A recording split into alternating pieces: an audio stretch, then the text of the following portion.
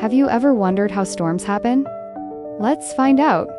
The first step to making a storm is for the air to get warm.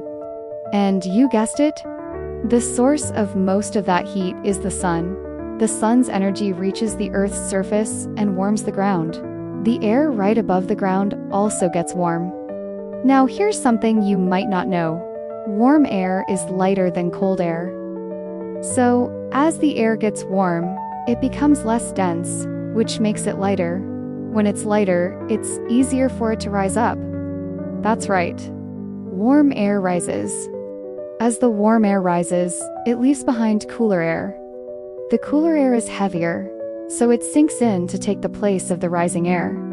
When cold air moves into an area with warm air, it pushes the warm air up quickly. And that quick upward movement is what forms the towering clouds we see in storm clouds. Another important thing about warm air is that it can hold more water vapor, also called moisture, than cold air. As the warm air rises, it cools. And when it cools, it can't hold as much moisture as it did before. So some of the moisture has to fall out of the air as clouds. And this is how clouds form. If there's enough moisture in the air and the air keeps rising, the clouds grow taller and taller. Tall clouds are called cumulonimbus clouds. These are the storm clouds you see in thunderstorms. When the air rises and falls like this, it creates strong winds. There are other things that can make winds blow, like differences in temperature and pressure. If a part of the cloud gets really cold, the water vapor in that area will turn into tiny water droplets or even ice particles. These droplets and particles bump into each other and create electrical charges. When the charges build up, they can discharge, creating bright flashes of light called lightning. All that lightning makes the air around it really hot. The hot air expands really quickly, which creates a sound wave that we hear as thunder. When the water droplets inside the clouds get too heavy, they fall to the ground as rain. Sometimes the water droplets freeze into ice particles and then fall as snow or hail. And that's how storms work. There are many different types of storms. Let's look at a few of them. A thunderstorm is a small but intense storm that happens over land. They usually start in the afternoon when the sun has had a chance to warm the ground.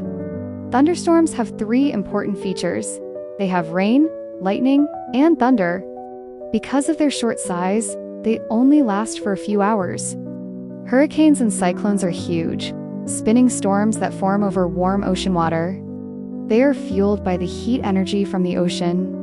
Hurricanes and cyclones can last for days and can cause a lot of damage when they hit land. The only difference between a hurricane and a cyclone is where it happens. A hurricane happens in the Atlantic Ocean, while a cyclone happens in the Pacific Ocean. Tornadoes are fast-spinning columns of air that form during severe thunderstorms.